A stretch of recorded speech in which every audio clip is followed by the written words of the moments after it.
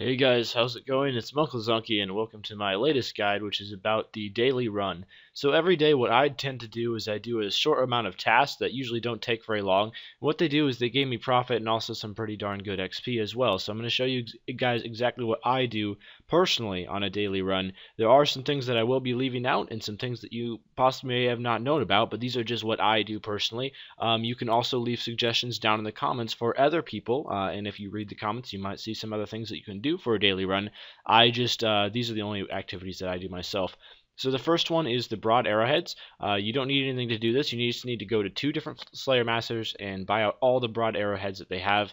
They'll have 3,000 a day, but you can only buy from two Slayer Masters a day, so you can't go buy from all of them. So don't try to do that because they'll be out of stock. You can only buy from two of them. So 6,000 a day. You do need 500k cash to do this, but I mean 300k cash to do this, but you can sell all the arrowheads for 500k, so you make a net profit of about 200k roughly. The GE prices do go up and down, so if the GE prices are a little bit different than what they are right now, don't chastise me, but you will make money as long as you buy the broad arrowheads. Don't buy the broad bolts. They brought arrowheads. There is a big difference. One profits you, one does not. Okay, the next one is potion flask. So requirements for this is you have to complete the quest as a first resort, and you also need 81 mining. You additionally need 89 crafting to make the robust glass that you'll be getting into flasks. However, even if you don't have 89 crafting, this is what I did personally, you can just mine the stone every day, the red sandstone, turn it into robust glass, and then just keep it in your bank. So all you really need is 81 mining. And then 89 crafting, whenever you get it, it doesn't really matter, but just get it on your own time. Whenever that happens, you just turn all of these into flasks, and there you go. The problem with flasks is because they have gone down a lot ever since the Evolution of Combat came out. These things used to be 4k each. They're currently about 2.3k each, so they're not nearly as much. However, they are rising at the moment, so I expect them to go up a bit more. The great thing about these, though, that I really love, my favorite thing about them, is their free crafting XP. Crafting is, for the most part, the most expensive skill in the game, depending on how you train it. If you want to train it a fast method, then crafting is, for the most part, the most expensive skill in the game, unless you make water Battlestaffs, but we won't go into technicalities. But anyway, it's always good to have any sort of free crafting XP anytime you can get it. You can also mine 25 additional red sandstone in the desert, but you need the desert task completed for that. I believe you need the elite tasks, so that's why I didn't show them, because I didn't imagine most people would have those completed. The next thing is the raw bird meat. This is a really quick one. I just do this. I believe you also need the as a first resort quest completed to buy the raw bird meat. Don't quote me on that though, but I'm pretty sure that's a requirement. But I just do this while I'm baking for my flasks. So you just want to buy it from the shop. There's a little shop there, and you can buy 6 packs of raw bird meat a day, which adds up to 300 raw bird meat every day that you can buy, and it costs like 20k, and you can sell it for about 50k. So I mean, you spend about 2 seconds making 30k profit, so that's why I decided to add that in there. Nothing major though, so don't freak out if you forget to do this or anything like that. Just something really quick that you can do every day for a tiny bit of extra profit. Alright, this next one here is a really good one.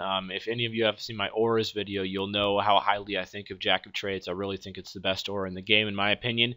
How much XP you get from it depends on what level of aura you have. There's 3 different levels. There's the regular one, there's the greater one, and there's the supreme one.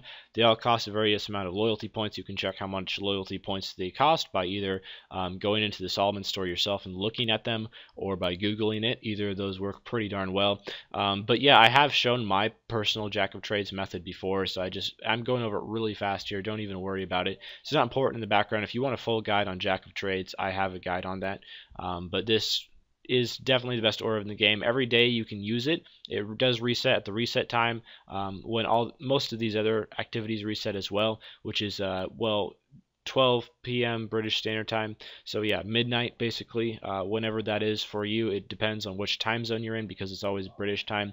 And anyway, yeah, I do a whole bunch of different skilling activities. As you can see in the background, these are the ones that I decide to do.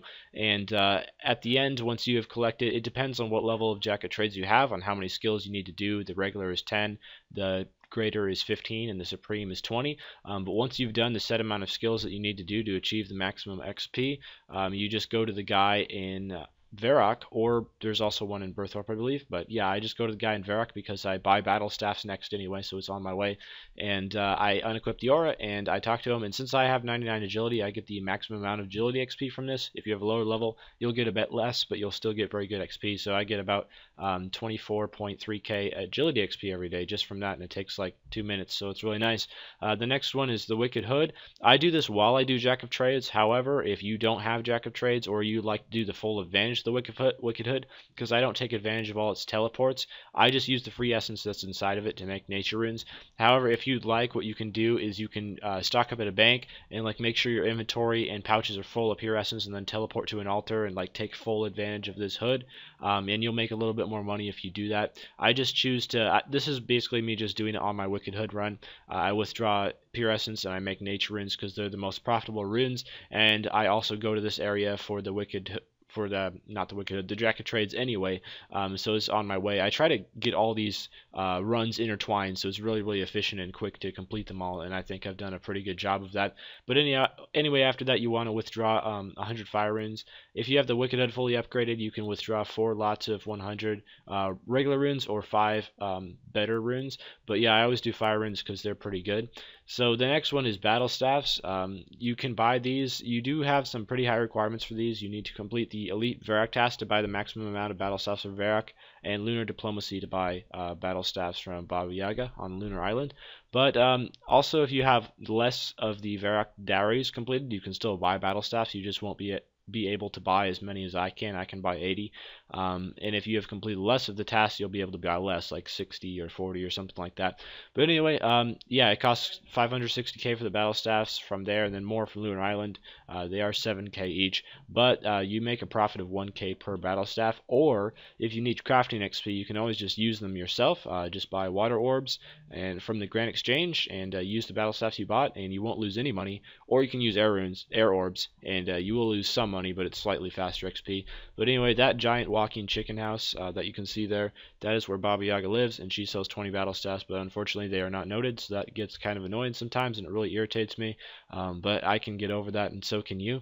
So basically, you just, yeah, as you can see, I have a pretty nice stock of Battlestaffs there because I've been buying them every day, and they go up really quickly. And next is the daily challenges, so you don't need any requirements for this. You will get a daily challenge every day unless you have 5 that are incomplete. But unless that is the case, and hopefully it's not, because that's really not a situation you want to get yourself into, then you'll be able to do a daily challenge every day. And the daily challenge depends. It's completely random. Once you get 99 in a skill, you can talk to the chick who you turn in the daily challenges to, and you'll be able to not get daily challenges in that skill anymore. But other than that, it's completely random on what daily challenge that you get. Since I myself have the max skill level and everything, I have everything checked as I don't want the challenge in that except for Dungeoneering, and that's because Dungeoneering gives the most XP for daily challenges. So basically all I do is I do a small Dungeoneering C6 floor every day, and I get, I don't know how much, but it's quite a bit of Dungeoneering XP, so it's like, I don't know, 170k or something, so it's really good, since it only takes 5 minutes, so it's basically like doing a large warped floor in about 5 minutes, and it doesn't require the use of any other people, which is the best part about it by far. But anyway, there's lots of other daily challenges that are really good. My personal favorites are the construction one and the crafting one, because those ones don't take very long. They give a good amount of XP, and they're free because you make all the money back that you spend on those daily challenges once you turn them in, and those are skills that are normally extremely expensive. So after I get 200 mil Dungeoneering, I will be definitely doing the crafting challenge every day, just because crafting is stupid expensive, and the crafting challenges are really easy to complete, and they give a good amount of XP. But for now, I do the Dungeoneering challenge every day, but always do your daily challenges unless it's something retarded like fish 100 shark. In that case, don't worry about it. But unless you get a really dumb daily challenge like that, you should always do them because they're really worth it. The next and final daily that you can do every day is Divine Locations, and you always want to do these at reset time. So every day at reset time, again, it's 12 p.m. or midnight British Standard Time.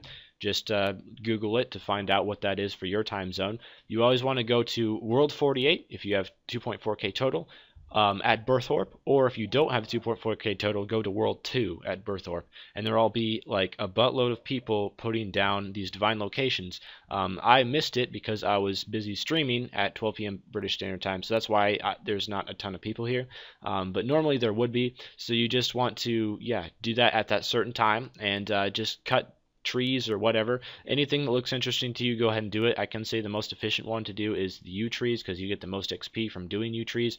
More XP than from any of the other divine locations, but if you want hunter XP or something, you can do like divine box traps. But I would recommend the U trees, unless you have 99 woodcutting, you don't have 99 other skills and you need to train them.